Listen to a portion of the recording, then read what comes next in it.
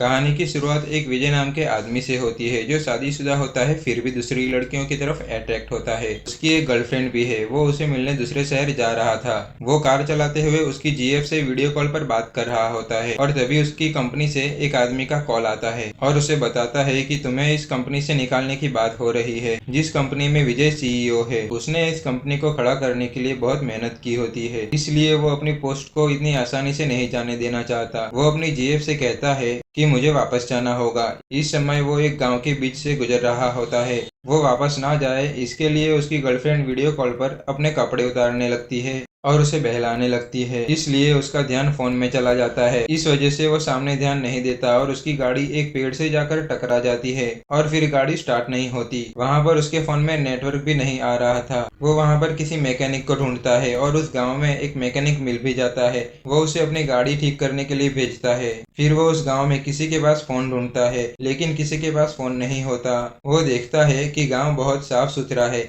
और वहाँ के लोग भी बहुत विनम्र है। गांव में सारी सुख सुविधा है, सिर्फ फोन नहीं है। वहाँ एक कॉफी शॉप में से वो एक कॉफी खरीदता है और कॉफी शॉप के पास में ही एक कम्युनिटी सेंटर होता है जहाँ से गाने की आवाज आ रही थी। विजय उस कम्युनिटी सेंटर में जाता है और देखता है कि बहुत सारे लोग वहाँ पर गाना गाते हुए नाच रहे थे। वो पीछे से एक लड़की को देखता है जो बहुत खूबसूरत लग रही थी। वो लड़की जब पलटकर पीछे घूमती है तो उसे देखकर विजय सरप्राइज हो जाता है और वो लड़की भी विजय को देखकर थोड़ी नर्वस हो जाती है। दरअसल उस लड़की का नाम शांति होता है जो विजय की पत्नी थी और वो 10 साल पहले गायब हो चुकी थी और विजय के पास सिर्फ शांति की मौत की खबर ही आई थी। शांति विजय से नजरें चुराकर अपने घर की तरफ जाने लगती है। विजय भी उसके पीछे पीछे उसके घर तक आ जाता है। वो शांति से बात करने की कोशिश करता है, लेकिन शांति उसे इग्नोर करने लगती है। शांति विजय से कहती है, तुम्हें यहाँ नहीं होना चाहिए, तुम गलती कर रहे हो।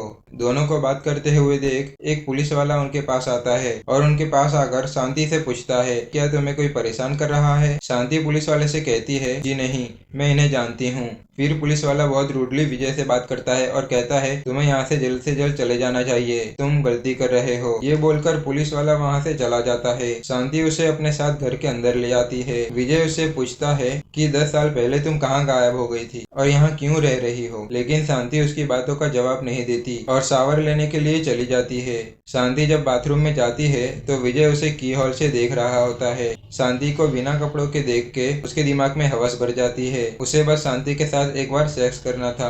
शांति बाथरूम से बाहर आती है और फिर से विजय को वहाँ से चले जाने को कहती है, लेकिन विजय कहता है, पहले मुझे कुछ सवालों के जवाब चाहिए। शांति कहती है, मुझे कुछ ठीक से याद नहीं है, मैं नर्सिंग होम से घर आ रही थी, तब मुझे एक आदमी ने नर्सिंग होम का पता पूछा था। इसके बाद मुझे कुछ भी याद नहीं, सिर्फ इतना याद है कि उसके बाद मैं यहाँ थी। विजय बोलता है कि तुमने मुझे कभी कॉल क्यों नहीं किया? शांति कहती है, पता नहीं, शायद मैं डर गई थी कि कोई मुझे मारना चाहता है। फिर विजय उसे कहता है कि तुम नर्सिंग होम क्यों गई थी? शांति कहती है, मैं प्रेग्नेंट थी इसलिए। शांति की प्रेग्नेंट होने की बात विजय को नहीं पता थी। शांति फिर विजय से पूछती है, तुमने दूसरी शादी कर ली होगी, किससे की? विजय बोलता है, अनीता से की, हमारे 2 बच्चे भी है। तुम्हारे जाने के बाद उसने ही मुझे संभाला और कुछ दिनों बाद हमने शादी कर ली। विजय ने दोबारा घर बसा लिया। ये सुनकर शांति खुश होती है। विजय जिस कंपनी में सीईओ है वो कंपनी अनीता के पापा की है। और फिर विजय शांति को कहता है, तुम अभी मेरे साथ घर चल रही हो,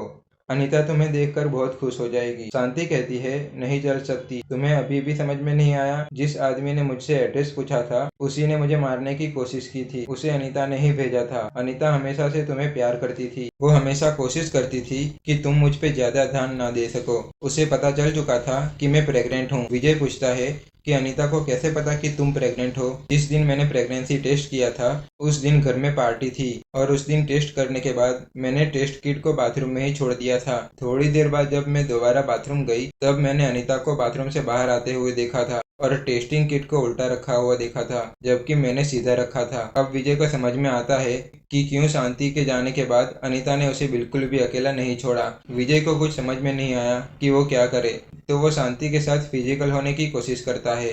पहले तो वो उसे मना कर देती है, लेकिन बाद में उसका साथ देती है। सेक्स के बाद शांति कहती है कि अब मैं दोबारा प्रेग्नेंट तो नहीं हो जाऊंगी। विजय बोलता है कि नहीं होगी, और कोई शक हो तो रेड एंड ब्लू किट से टेस्ट कर लेना। विजय की बात सुनकर शांति कहती है कि तुम्हें कैसे पता रेड ब्लू किट के बारे में, जबकि वो रेड ब्लू किट तो मुझे मेरी फ्रेंड ने कनाडा से लाके दिया था और मैंने उसके बारे में किसी को भी नहीं बताया था। शांति फिर समझ जाती है कि वो टेस्टिंग किट अनीता ने नहीं बल्कि विजय ने उल्टा रखा था, और उसे जो मारने आया था उसे भी विजय ने ही भेजा था। ये पूरी चाल अनीता की नहीं बल्कि विजय की थी। विजय अनीता से शादी करना चाहता था उसके पैसों के लिए। शांति को अब सब कुछ पता चल चुका था। फिर विजय उसे दोबारा मारने की कोशिश करता है। वो तकिए से उसका दम घोट देता है। थोड़ी देर बाद शांति मर जाती है और तभी शांति के घर पर वो पुलिस वाला आता है जो कुछ देर पहले उन्हें बाहर मिला था।